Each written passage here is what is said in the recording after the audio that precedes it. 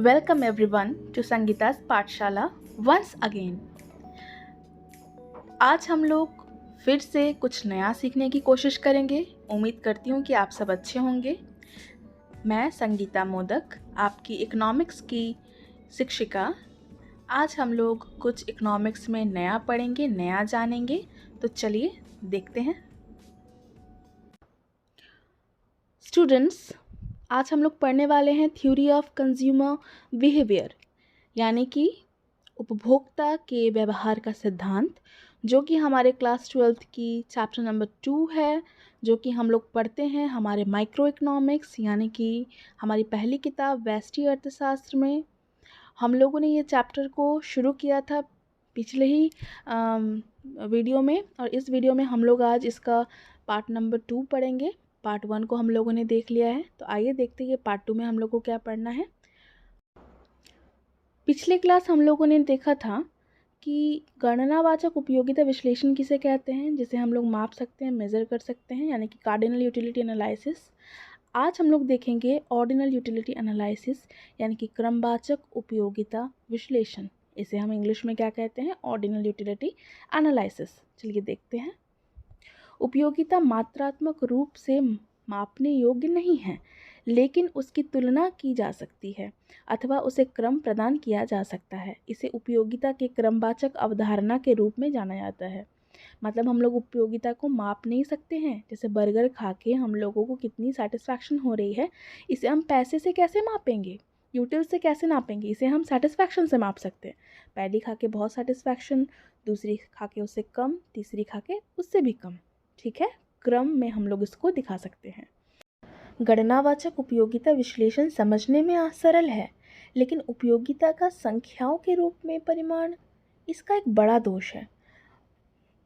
वास्तविक जीवन में हम उपयोगिता को संख्याओं के रूप में कभी नहीं व्यक्त कर सकते हैं।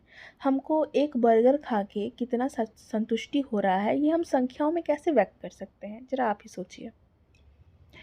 अब हम लोग जो ऑर्डिनल यूटिलिटी एनालिसिस है, इसको समझने के लिए तटस्थता वक्र यानी कि इंडिफरेंस कर्व को जानेंगे।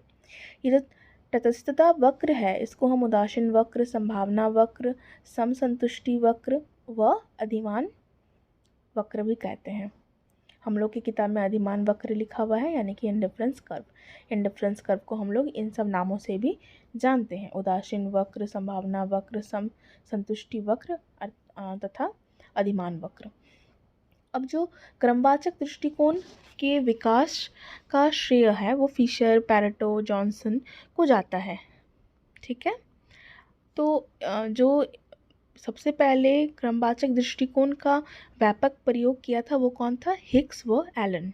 ठीक है, इस दृष्टिकोण को व्यापक रूप से किसने बताया था? RJD एलन और JR हिक्स। ठीक है, तो चलिए अब हम लोग आगे जानते हैं कि ये जो इंडिफरेंस कर्व है वो क्या होता है। ये दो वस्तुओं के वो विभिन्न संयोगों जो उपभोक्ता की संतुष्टि को प्रदर्शित करता है, इसका माप संभव ना होने के कारण इसे क्रमवाचक दृष्टिकोण कहते हैं। जैसे हम लोगों ने कहा कि हम इसे माप नहीं सकते हैं, तो हम इसे क्या कर सकते हैं? क्रम दे सकते हैं।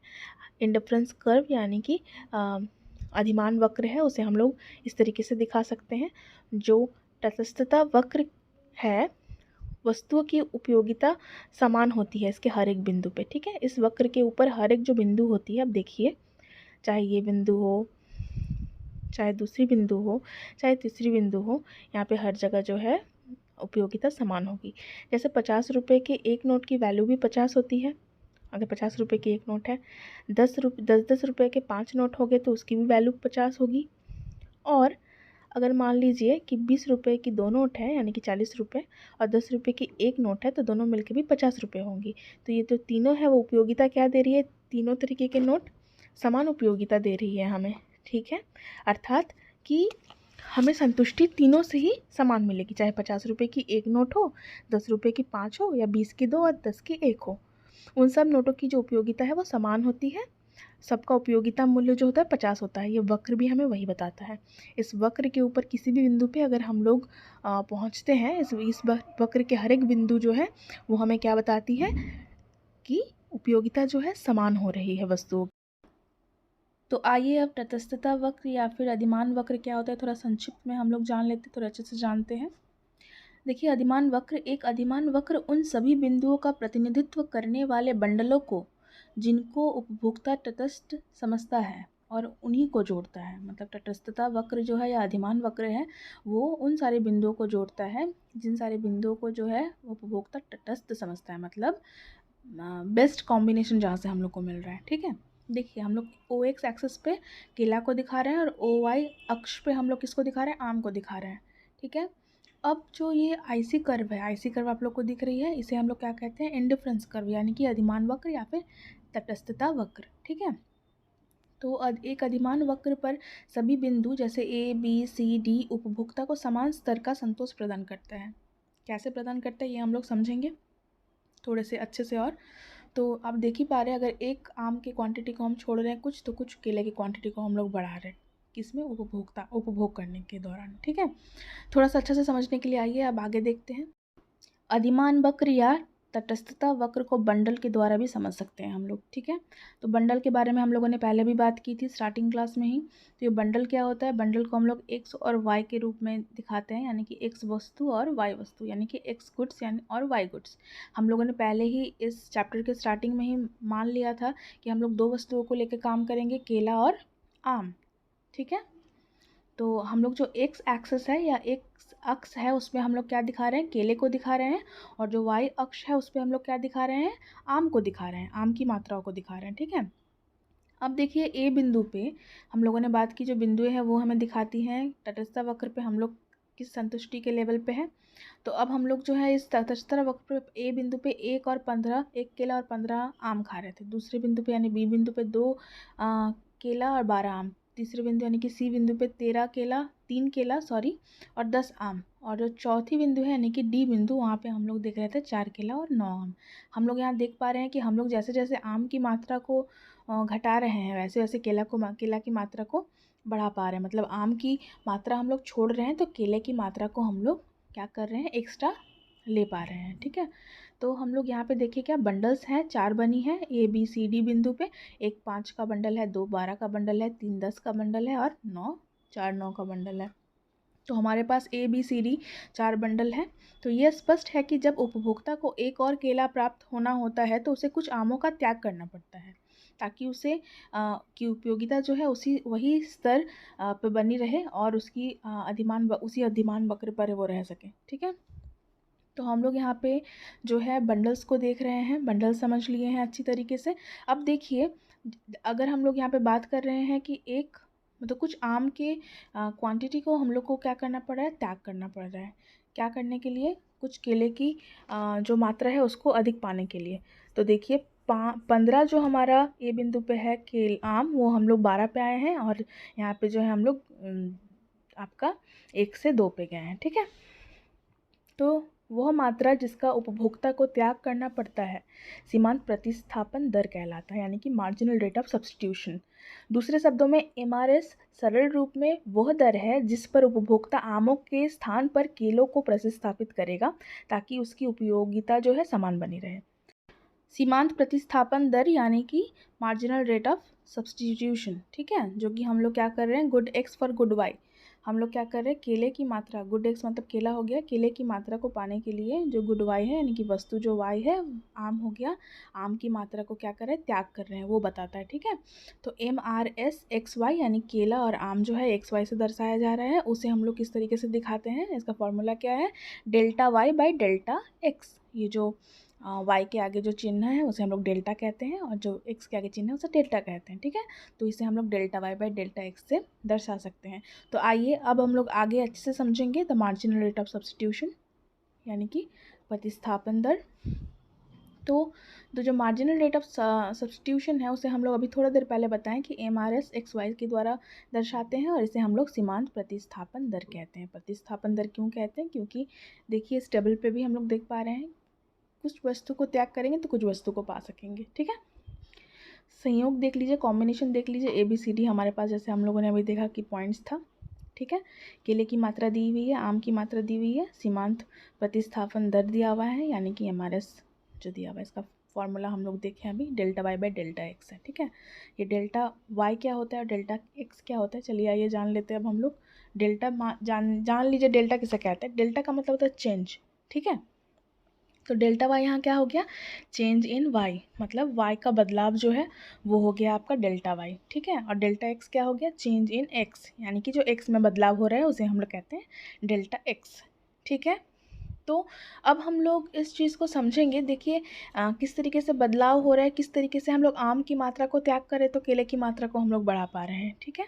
और जो सीमांत हमारा जो है प्रतिस्थापन दर क्या, किस प्रकार से हम लोग निकाल सकते हैं। आपको अगर कहा जाए कि सीमांत प्रतिस्थापन दर निकालिए तो कैसे निकालिएगा।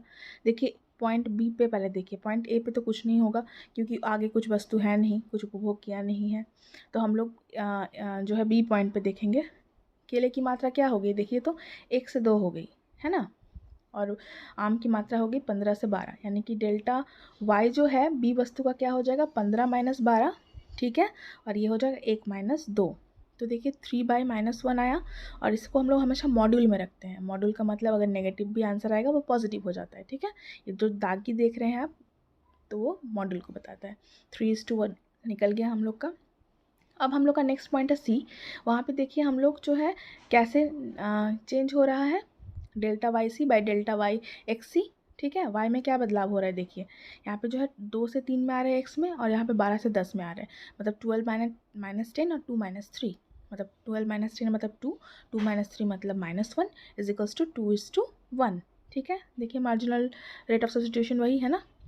अब हम लोग जो है इसके बाद आएंगे पॉइंट सी पे। फॉर पॉइंट सी हम लोग का क्या हो जाएगा, MR/SXY delta y by d और डेल्टा एक्स बाई डी। इसको हम लोगों ने मॉड्यूल में रखा है। मॉड्यूल का मतलब होता है अगर नेगेटिव आंसर होगा तो वो पॉजिटिव हो जाएगी।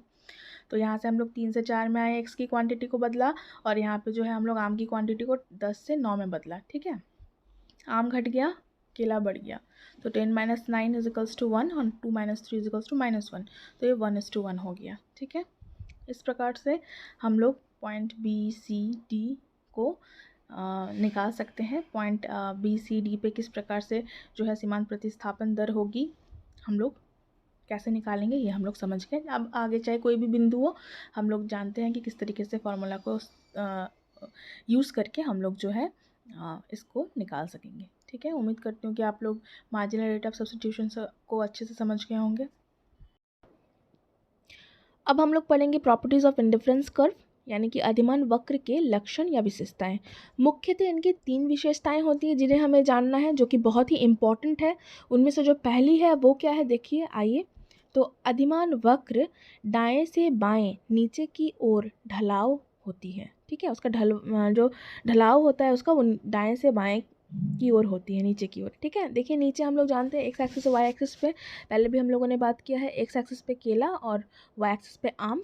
जो यहाँ पे हम लोग देख रहे हैं डेल एक्स, वो क्या है, केले की जो मात्रा है उसमें जो बदलाव है उसको दिखा रहे हैं, डेल्टा मतलब चेंज।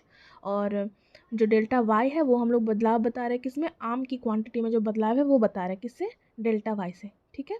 डेल्टा वाई से जो चेंज हो रहा है वो आम की क्वांटिटी में, डेल्टा एक्स से केले की क्वांटिटी में। पहले देखिए इस बिंदु पे क्या है, एक्स और वाई है, ठीक है, मतलब एक्स क्वांटिटी ऑफ केला है, वाई क्वांटिटी ऑफ आम है। उसके बाद जैसे ये बदल जाती है क्या होता है, वाई की क्वांटिटी घटती है, एक्स की क्वांटिटी बढ़ती है, तो एक्स प्लस डेल्टा एक्स और वाई प्लस डेल्टा वाई, हम लोग इस तरीके से भी इसको लिख सकते हैं। तो हम लोगों ने यहाँ पे क्या देखा कि जो अधिमान वक्र है वो दाएं से जो है बाएं की ओर नीचे की ओर ढलाव कैसे है। तो एक उपभोक्ता एक वस्तु का अधिक उपभोग करता है तब उसे दूसरी वस्तु यानी कि केले का जो उपभोग है, पहले वस्तु आम के उपभोग को कम करना पड़ता है। आम के उपभोग को कम करेंगे तब जाकर के हम लोग क्या करेंगे, केले के उपभोग को बढ़ा सकते हैं, ताकि उपभोक्ता की कुल उपयोगिता जो है एक समान रहे। इस वजह से अधिमान वक्र जो है बाएं से दाएं की ओर नीचे की ओर गिरती है, ठीक है। तो मुझे लगता है कि आप लोग को ये पहला पॉइंट समझ में आ गया होगा। तो चलिए अब हम लोग देखेंगे कि जो दूसरी पॉइंट है वो क्या हमें बताती है। दूसरी प्रॉपर्टी क्या है, उच्च अधिमान वक्र उपयोगिता के उच्च स्तर को प्रदान करता है, मतलब जितनी ज़्यादा जो अधिमान वक्र है ऊंची होगी उतनी ज़्यादा वो उपयोगिता ज़्यादा प्रदान करेगी। अब इस चार्ट को देख लीजिए, यहाँ पे हम लोगों ने संयोग यानी कि कॉम्बिनेशन ABC को देख रहे हैं हम लोग। केले की जो मात्रा है 1 2 3 है और आम की मात्रा 10 10 10 यानी कांस्टेंट है। क्या है? ये तीनों इक्वल है यानी कि कांस्टेंट है ये। ठीक है, आम की मात्रा चेंज नहीं हो रही है लेकिन केले की मात्रा जो है चेंज हो रही है। ठीक है, अब इसके द्वारा हम देखेंगे डायग्राम को थोड़ा देख लेते आइए। डायग्राम को देखिए आप, आम की मात्रा तो सेम है लेकिन केले की मात्रा बदल रही है। केले की मात्रा बदलने के चलते जो है ABC कॉम्बिनेशन चेंज हो रहा है। जैसे कि आप चित्र में देख पा रहे हैं, IC1 की तुलना में IC2 जो है वो बड़ी है और IC2 की तुलना में जो है IC3 जो है वो देखिए ऊंची है कि नहीं है? आप लोग को दिखा दे रहा है कि जो चित्र है उसमें जो है IC1 की तुलना में IC2 ज़्यादा ऊंची है और IC2 की तुलना में IC3 ऊंची है। अब देखिए कि बिंदु A में जो है 1 केले की मात्रा और 10 आम की मात्रा है, जबकि IC2 बिंदु यानी कि B बिंदु पर 2 केले की मात्रा है और 10 आम की मात्रा तो वही है। और जबकि IC3 में देखिए जो कि है हमारा बिंदु C, उस बिंदु पर हम लोग देख पा रहे हैं क्या 3 केले की मात्रा और 10 आम की मात्रा प्राप्त हो रही है। ठीक है, हम लोग प्राप्त कर पाते हैं। तो यानी कि केले की मात्रा बढ़ती जा रही है और आम की मात्रा वही है। ठीक है, तो आप इस बात को समझने की कोशिश कीजिए कि हम लोग क्या कर रहे हैं जब किसी भी मात्रा को छोड़ नहीं रहे हैं, मतलब किसी भी वस्तु को छोड़ नहीं रहे हैं और एक को बढ़ाते जा रहे हैं। ठीक है, एकदिष्ट अधिमान की मान्यता के आधार पर यह निष्कर्ष निकलता है कि बिंदु A की तुलना में बिंदु B तथा बिंदु B की तुलना में बिंदु C संतुष्टि के उच्चतर स्तर को दर्शाता है। जैसे कि हम देख पा रहे हैं IC कर्व ऊंचा है, जिसका अर्थ है कि IC1 की तुलना में IC2 और IC2 की तुलना में IC3 जो है वो संतुष्टि के उच्च स्तर को दर्शा रहा है। ठीक है, जितना ज़्यादा ऊंचा IC कर्व उतना ज़्यादा संतुष्टि। ठीक है, इतना तो हम लोगों ने समझ लिया है। अब चलिए हम लोग देखते हैं तीसरी पॉइंट को। तीसरा पॉइंट क्या बोलता है कि दो अधिमान वक्र कभी भी एक दूसरे को नहीं काटता है। आइए इसको हम लोग डायग्राम से समझते हैं। तो चलिए ये डायग्राम क्या बोलता है थोड़ा सा देख लीजिए। यहाँ पे IC1 कर्व एक है, IC2 कर्व दूसरा है। एक अधिमान वक्र पर स्थित सभी बिंदु संतुष्टि के समान स्तर को दर्शाता है, जो हम लोगों ने आगे भी कहा है। यदि दो अधिमान वक्र एक दूसरे को किसी बिंदु पर काटते हैं तो यह बिंदु दर्शाता है कि दोनों वक्र की उपयोगिता समान है। दो अधिमान वक्र संतुष्टि के समान स्तर को नहीं दर्शा सकता है, क्योंकि हमने इससे पहले वाले पॉइंट पे ही देखा है कि ऊंचा IC कर्व ऊंचा उप संतुष्टि। ठीक है, अतः वह एक दूसरे को नहीं काट सकता है। IC1 पर स्थित बिंदु A और B संतुष्टि के समान स्तर को दर्शाता है, जैसे आप देख पा रहे हैं।